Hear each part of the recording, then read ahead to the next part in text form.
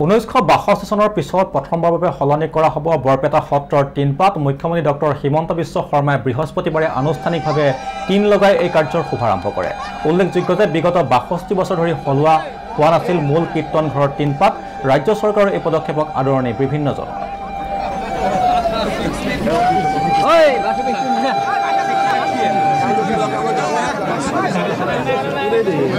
আৰু ইয়াৰ পিছতে তেখেতে কাৰ্যালয়ত উপস্থিত হৈ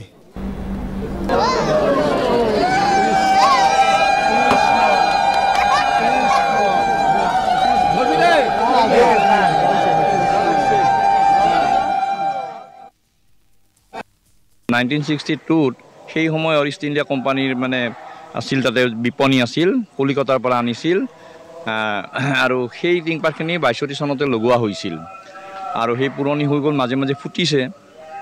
আৰু এই কথালৈ লক্ষ্য কৰিয়ে মাননীয় মুখ্যমন্ত্ৰী মহোদয়ে যেতিয়া কোৱা হ'ল সত্ৰৰ তৰফৰ, তেতিয়া লগে লগেই তেওঁ সহমত প্ৰকাশ যে মই ঠিক আছে, মই দিম, 1 কোটি টকা দিম। ইতিমধ্যে চেক পঠাই দিছে।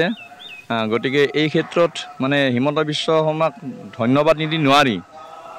মই কালিও কৃতজ্ঞতা সৰণি এখন দিছোঁ যে তেখেত আচলতে সুযোগ্য সন্তান অসমীয়া আইৰ। গতিকে তেখেত দীৰ্ঘজীৱী হওক, সত্ৰৰ পৰা আশীৰ্বাদ থাকিল। ক্ষেত্ৰত বহুত চৰকাৰ আহি গ'ল, আজি 60-70 বছৰে এই টিংপাতৰ প্ৰব্লেমটো মাৰিব নাছিল।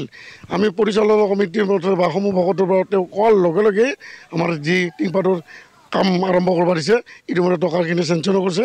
কাম যোৱাকালি তেওঁলোকে কাম আৰম্ভ কৰি গুচি গৈছে। তেওঁ অতি তৎপৰতাৰে অতি কম সময়ৰ ভিতৰতে কাৰ্যকৰী কৰি 1 কোটি টকা অনুদান তেওঁ দিলে আৰু কামটো আৰম্ভ কৰাৰ কালি শুভাৰম্ভও কৰিলে।